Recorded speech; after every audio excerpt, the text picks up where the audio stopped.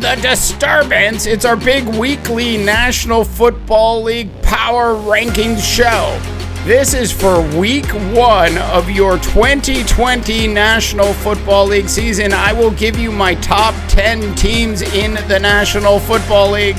And let's just say the Cleveland Browns and the Chicago Bears are nowhere near the top 10. All of that, and trust me, a whole lot more coming up on the big show today.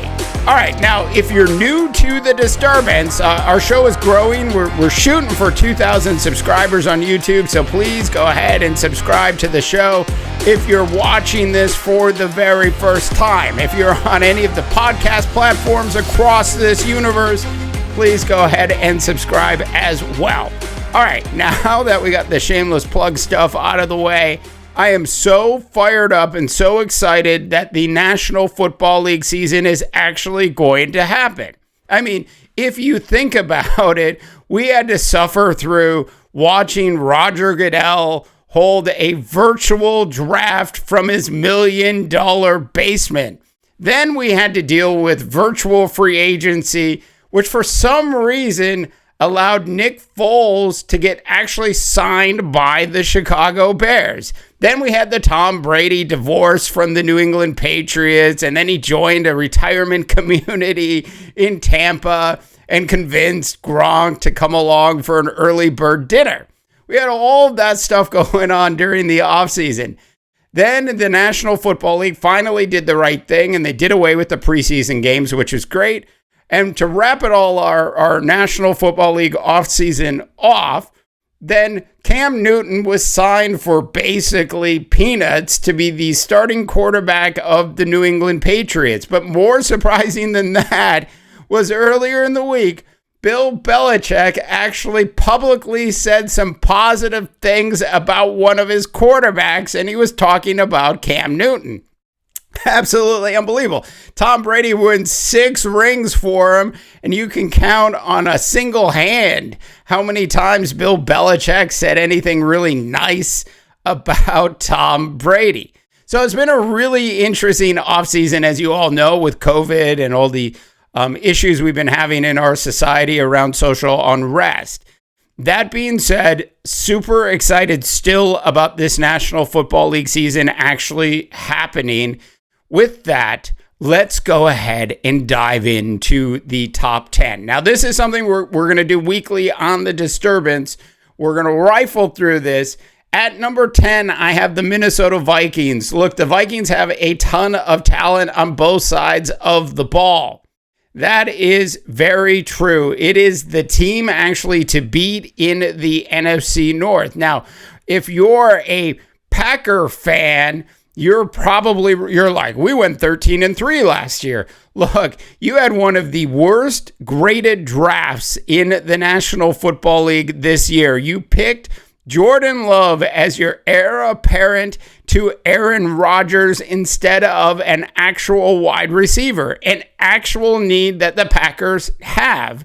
Instead, you went with Jordan Love, and he can't even become the second best quarterback on that team. He's the third string quarterback for the Packers heading into this season. Look, if you own some of that publicly shared stock in the Packers, I just recommend going and selling it now because winter is coming, Green Bay. All right, I'm moving on. Number 9, the San Francisco 49ers. Look, sorry, 49ers fans. I know, I've got you further down on the list. I'm based here in the Bay Area.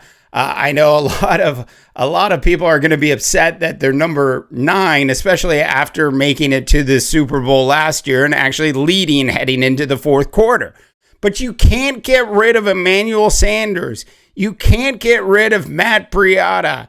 And you can't go ahead and trade away DeForest Buckner and not expect there to be ramifications on your football team.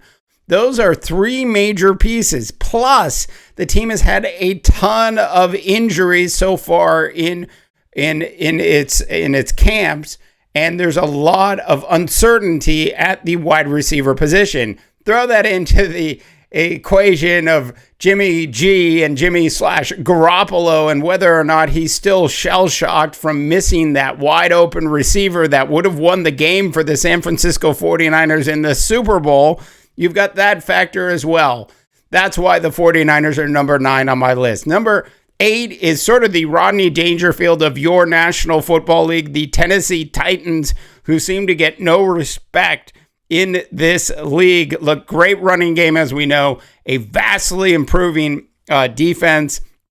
And look, the running game basically alleviates any stress that the team might actually have to put on Ryan Tannehill's arm. It is a solid team across the board. Number 7, the Tampa Bay Buccaneers. Yes, Tom Brady is your starting quarterback, Tampa. And yes, you signed Leonard Fournette. And yes, Gronk is going to play in like half of your regular season games probably. Look, this team is made up of a collection of outstanding wide receivers, outstanding tight ends. It's interesting at running back. Shady McCoy's on the team. I thought he retired 2 years ago. I'm just saying. So it's an interesting team with a lot of talent, at least on the outside, as well as at the tight end position. So the big question is, and I've been sort of saying this all offseason, and I'm not kidding, can Tom Brady actually complete a pass over 40 yards? If the Tampa Bay Buccaneers can find a way for Tom Brady, and once again, I'm not kidding about this, can Tom Brady do that consistently? If he can, it's going to open things wide open for this Tampa Bay Buccaneers team. If he can't, then it's going to turn into a highly predictable dink and dunk offense that we saw in New England last year. All right, number 6, the highest sort of trending team in the National Football League during the offseason. It's suddenly become cool to pick the Buffalo Bills to win the NFC or the AFC East this year. And clearly the Buffalo should win. Look, on paper, Buffalo has more talent than any other team in that division. They certainly have more talent than Bill Belichick's New England Patriots heading into this year. They went out and they got Stephon Diggs. They drafted another really sharp young running back. Look, this team has some questions at defense, but you've got that big, strong arm of Josh Allen, who is by far one of my favorite young quarterbacks to watch in the National Football League. I love his grittiness. I love his toughness. And I think Josh Allen is really never out of a game, even if they're down heading into the fourth quarter. I like this team a lot.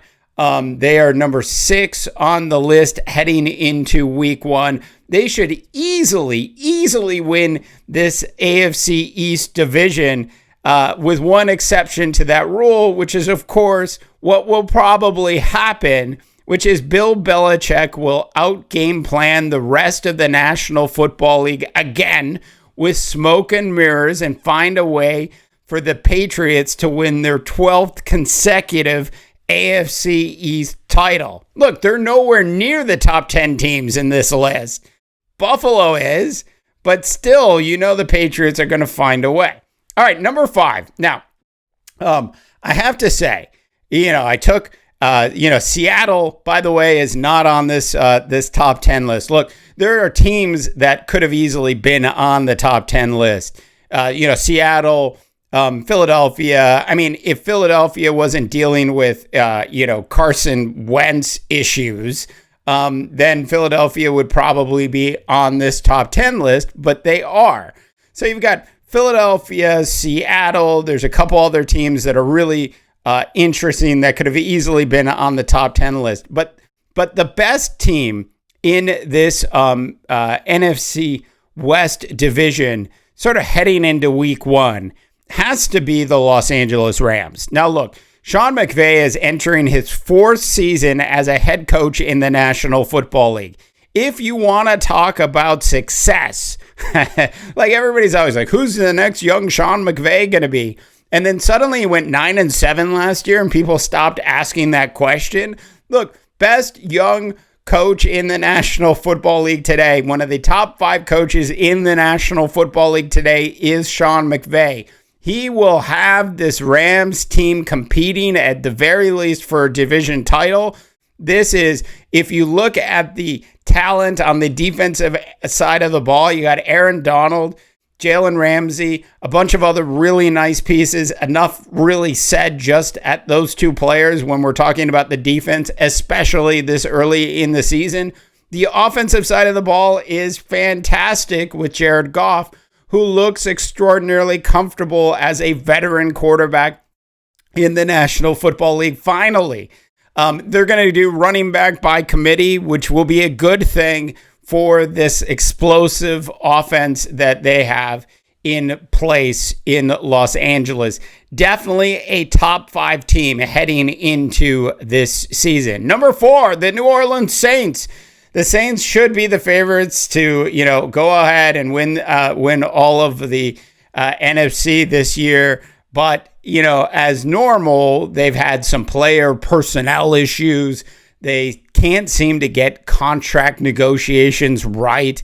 I don't understand why they didn't take care of Alvin Kamara already. I think what happened was they sat there and they looked at the stats, and they got too stuck in the stat that had Alvin Kamara rushing for less than 800 yards last year. And they said, how can we pay a guy that didn't at least clear 1,000 yards in rushing, like $13 to $15 million a year? How can we justify a contract like that? Well, you got to pay attention to the entire package. You also have to pay attention to what Alvin Kamara sort of sacrificed last year as a running back for this team.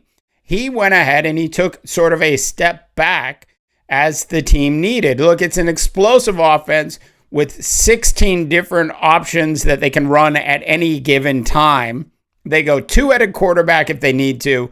Drew Brees, who's clearly really on the backside, sort of starting to slide down career mountain, still has another good year or 2 left in him, at least to get the Saints team back to a Super Bowl. Definitely one of the best teams in the National Football League, not just on paper, but we should see it throughout the first quarter of the season at least. Number 3, Lamar Jackson and the Baltimore Ravens. Look, great young defense, really solid, fantastic, fun offense that's different than anything that you've ever seen in the National Football League. The Tennessee Titans figured them out. They rushed. They brought everybody up to the box. They blitzed from different areas. They applied pressure before Jackson ever had a chance to get to the line of scrimmage. That is how you beat a Lamar Jackson run-first offense. So this is what's going to happen, because Harbaugh is not an idiot. He's going to make adjustments before the start of the season. And what they're going to do is they're going to actually go ahead and they're going to go more conservative with their offense at the start of the year. So we're going to see less highlights of Lamar Jackson running with the ball. I'm not saying it's not going to happen. I mean, it's going to happen, but we're going to see less of it, and they're going to concentrate more on using his arm and to surgically take apart the other teams that the Ravens play in the National Football League. You just watch come Sunday or whenever the hell the Ravens play, because it's a National Football League in the era of COVID. There could be a game a day. So you just go ahead and watch. It's going to be a different style offense, at least for the beginning part of the year. Number 2, I have the surprise pick. Look, a lot of other people that do these sort of predictions shows just get lost. They just get lost just looking at stats from the year before, and they get stuck sort of on their personal opinions versus actually really sort of taking a step back and analyzing the entire picture. Like when I do these projections, especially at the start of the year, you have to look at, yes, how did the team do last year? Yes, how did the team perform in free agency this year? How did they draft? How does it look? Look, the Dallas Cowboys did some amazing some amazing home improvements. It's like they went to Arthur Blank's Home Depot and they went in, and you can never get any help at Home Depot, can you? So they went in and they made some do-it-yourself projects, and they made this team significantly better. Look, yes, I know they didn't give Dak the big contract that Dak wanted. He'll get it. But you've got Dak Prescott. You've got a young Ezekiel Elliott. That's right. He's young. He's fresh. He hasn't had to deal with preseason. He looks fantastic in camp this year, which is unlike other years that Zeke's been there. Then you've got Amari Cooper, who you gave a ton of money to, and then you just go ahead and sprinkle it in with a little bit more because that wasn't enough. You go ahead and get CeeDee Lamb in the draft, arguably the best wide receiver coming out of a really great class of wide receivers, by the way. But you got CeeDee Lamb. Look, this Dallas Cowboy team on offense is loaded. The offensive line is 1 year more experienced than it was before. It's better than it was last year. Defense, some defensive questions on the defensive side of the ball, but they'll get those things shored up. Clearly, in my opinion, the best team in the NFC on paper heading into the start of this National Football League season, as much as it pains me to say, is the Dallas Cowboys, not the New Orleans Saints. And of course, the number one team in our Week 1 National Football League power rankings has to be the Kansas City Chiefs. Now, it's almost always a certainty that the team that won the Super Bowl the year before, if they didn't lose anybody major, if they went ahead and attempted to improve their team, they should almost automatically be given a bye to be the best team in a power rankings. Look, after looking at what the Kansas City Chiefs did during the offseason, how could anybody pick against them, at least for this first week of a power ranking? They are clearly more loaded on paper, clearly made some significant improvements on the offensive side of the ball, believe it or not, by adding more speed at running back. And they did the same thing on the defensive side as well. This is a team that decided it was going to take care of that kid who I think is going to be pretty good someday. What's his name? Patrick Mahomes.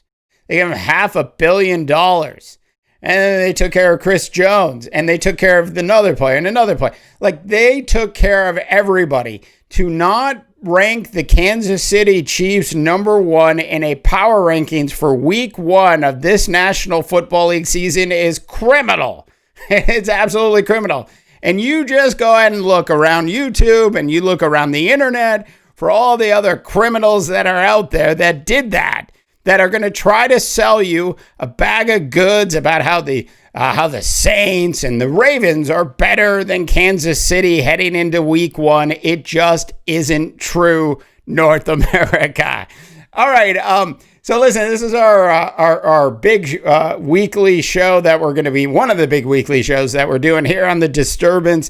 Thanks so much for tuning in. If you haven't already subscribed, please go ahead and subscribe. Go ahead and like the show and hit us with your comments. We will actually respond. For the Disturbance, I am Dave DeBaugh, reminding you that for more semi-witty sports commentary, check out our big website at mighty.rip. The Disturbance is a production of the Mighty Rip